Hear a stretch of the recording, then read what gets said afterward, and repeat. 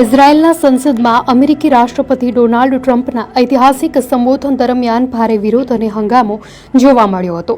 Gaza શાંતિ કરાર પછીના આ મહત્વપૂર્ણ ભાષણની શરૂઆત વિવાદ સાથે થઈ હતી. ટ્રમ્પ જ્યારે ઇઝરાયેલી સંસદને સંબોધિત કરી રહ્યા હતા ત્યારે વિપક્ષના બે સભ્યો હાદેશ તાલ પાર્ટીના અયમન ઓડે અને ઓફર કસીફે વિરોધ શરૂ કર્યો હતો. બંને સાંસદોએ નરસંહાર અને પેલેસ્ટાઇનને માન્યતા આપો લખેલા પ્લેકાર્ડ્સ બતાવીને ટ્રમ્પના શાંતિ પ્રયાસોનો ઉગ્ર વિરોધ કર્યો હતો. સંસદમાં હંગામો મચી ગયો હતો અને સુરક્ષાકર્મીઓએ બંને વિરોધ કરનારા સાંસદોને જબરદસ્તીથી પકડીને બહાર કાઢી મૂક્યા હતા.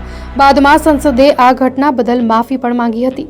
બાદમાં વિરોધ કરનાર બંને સાંસદો એમન ઓડે અને ઓફર કસીફને સંસદના સભ્યપદની યાદીમાંથી દૂર કરવામાં આવ્યા હોવાના અહેવાલ છે.